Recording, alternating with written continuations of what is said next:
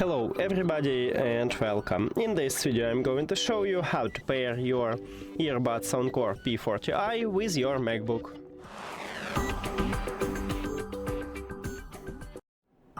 You have to start by click at the Bluetooth icon at the top, but if you don't have it, just go to the control panel and click at the Bluetooth here. Then go to the settings, and after that you need to open the charging case.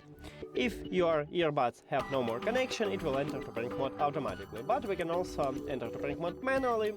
At the back side of the earbuds we have, on the charging case we have a connection button. You need to press and hold this connection button until this LED light starts flashing like what I have right now. And you will also enter to prank mode. Now just click connect near to your earbuds at the device list, and we did it!